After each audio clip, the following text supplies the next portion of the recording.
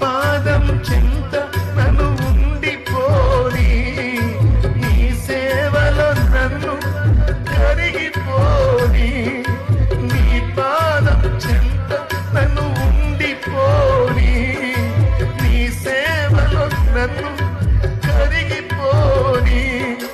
నా హృదయమా నా యేసయ్యా, ఈ ఊపిరి నీవేనయ్యా.